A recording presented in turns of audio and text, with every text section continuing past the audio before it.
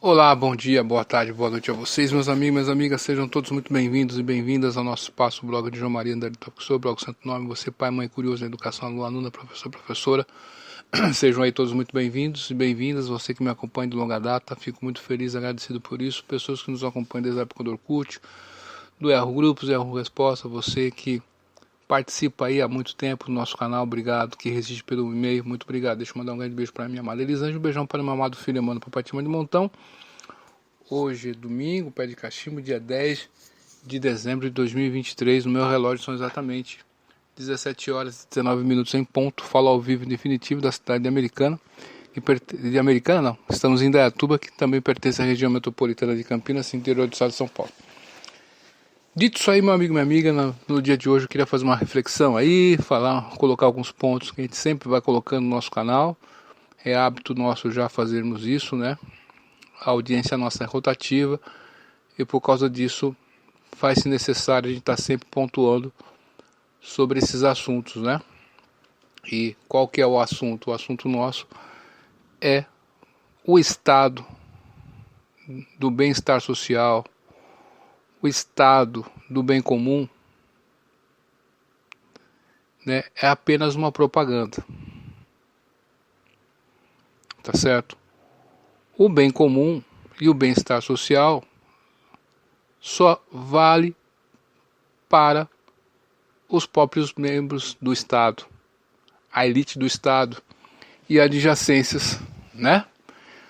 Então, por que eu falo isso?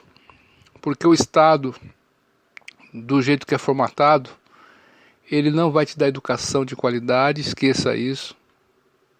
Ele não vai te dar saúde de qualidade, esqueça isso. E não vai te dar segurança. E a gente tem que sempre ter o olho na realidade e analisar as coisas com base nisso. E o histérico, né? Ele analisa as coisas pelo que ele aprendeu e fala e diz, não o fato concreto e real, correto? E na nossa sociedade nós temos essa disseminação da histeria. Tem um livro do professor Olavo de Carvalho, né? É uma coletânea de livros, Cartas de um Terráqueo para o Planeta Brasil, né? Que ele fala sobre isso aí. Então nós temos essa disseminação da histeria, né? Um outro ponto que nós temos aí o Psicopata no Poder. E tem um outro livro aqui que eu gostaria de citar, é Bandidolatria,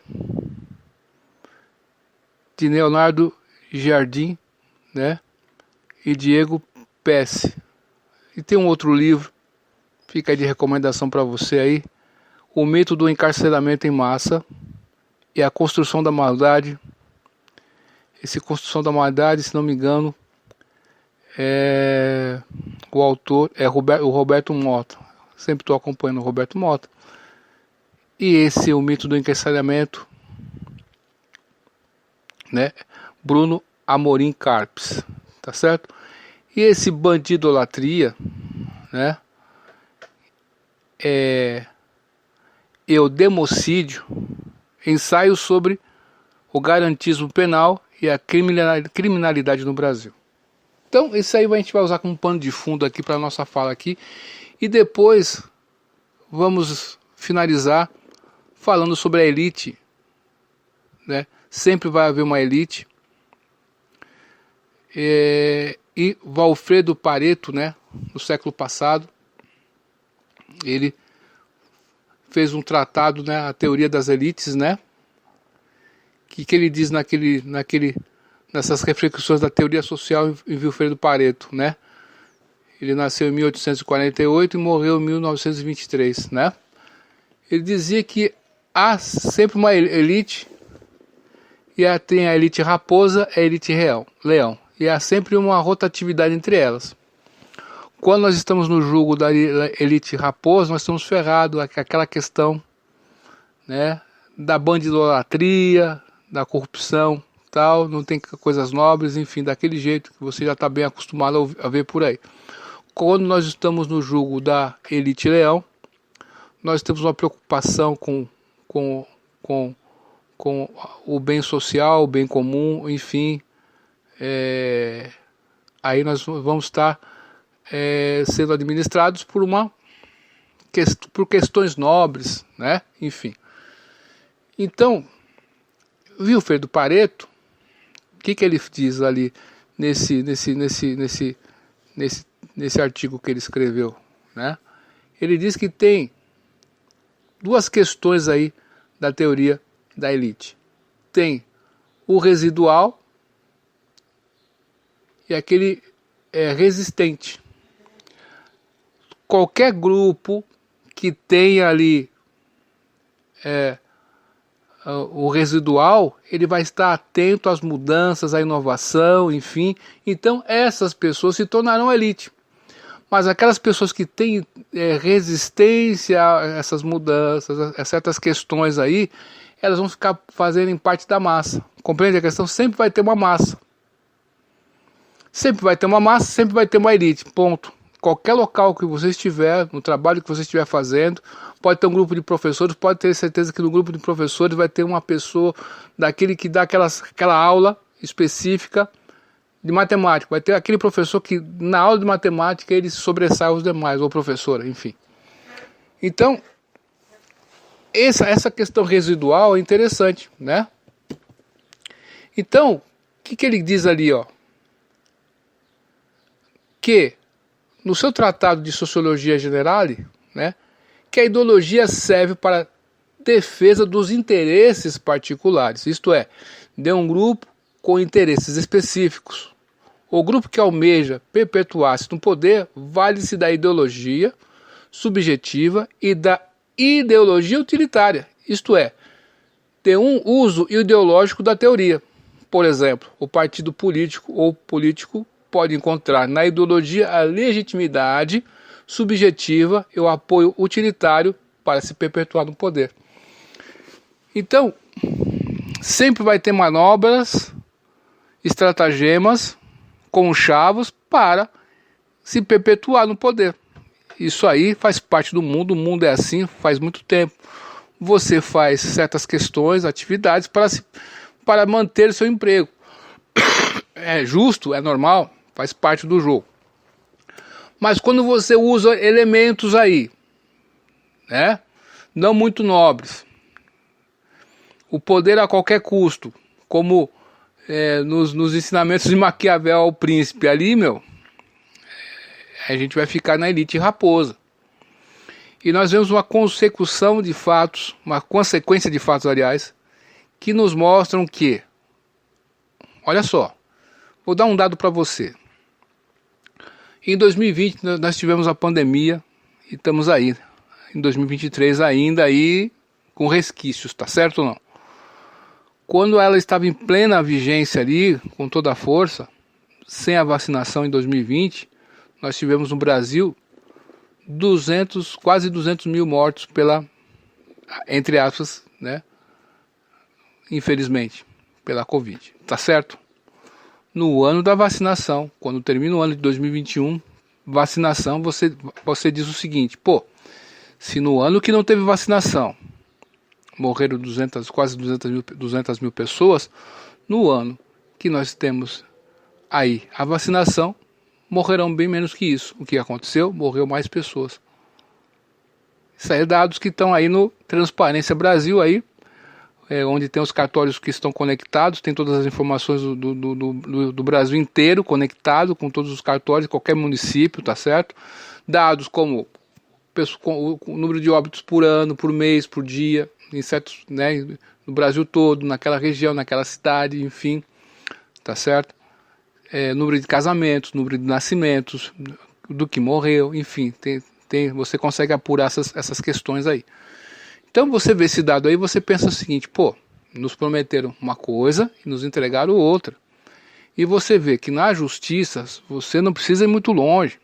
A gente vê que para certas decisões aí, pessoas ficam a vida inteira tramitando ali aquela questão e vai, depois aí caduca o processo. E você, réis mortal, você vai ser, há uma celeridade, né, no seu quesito. A gente vê isso acontecendo no Brasil, pessoas aí, a gente viu o Clezão, né, morreu, né,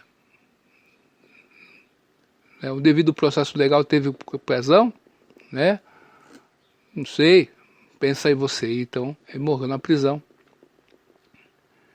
E o Estado foi culpado disso, né, mas o Estado é isso aí, o Estado, ele é, como vamos dizer assim, ele vai matar mais pessoas do que qualquer outro, que guerra, que os bandidos, tá certo? Você veja aí, Mao Tse Tung na China ali, matou quantas pessoas? Foram quase 70 milhões de chineses, né? Na Rússia de Stalin aí, foram aí 20 milhões, né? Mas por que isso aí, né? É o Estado, né? Os judeus que morreram, né? No regime nazista ali, 6 milhões e meio de judeus, né?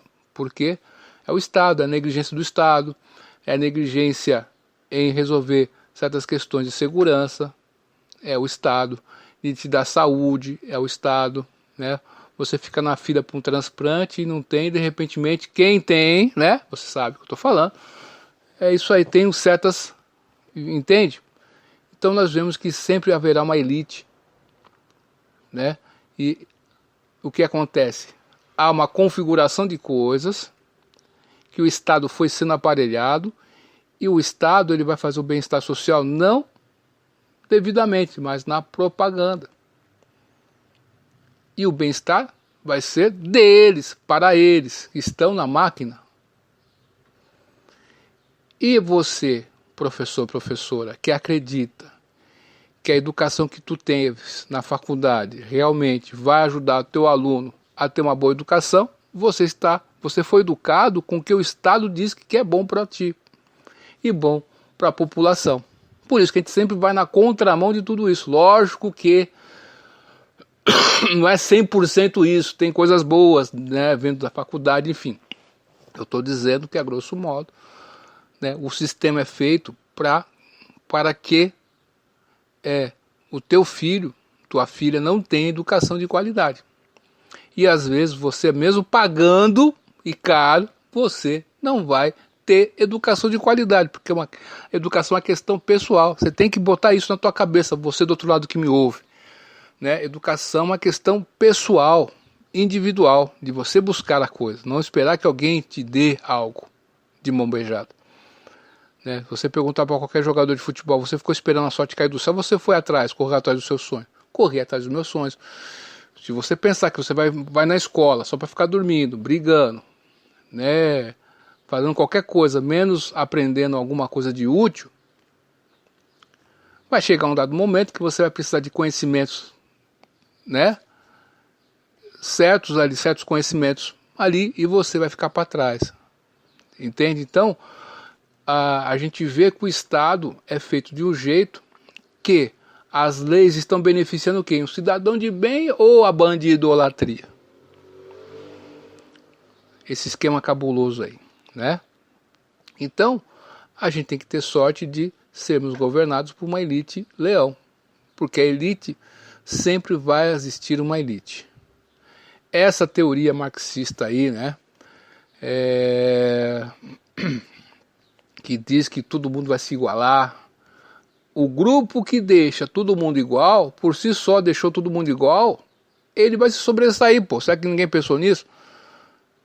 Então vai se tornar elite, pô. Entende? E se você, cidadão, é só um número pro Estado. Você, soldado policial, você, professor, você é só um número pro Estado. Que é substituível. Tá certo? Então não acredite no Estado que ele vai te dar alguma coisa. Entende? Você tem que buscar por onde e ter olhos para ver o que está acontecendo na realidade. Daí você conseguir viver nesse mundo aqui, não ser um bocó de mola, vamos dizer assim. É isso aí, meu amigo, minha amiga. Obrigado por estar me acompanhando até aqui. Duvide de tudo, pois duvide da dúvida, estude hoje, porque amanhã pode ser bem tarde, viu? Até mais, tchau.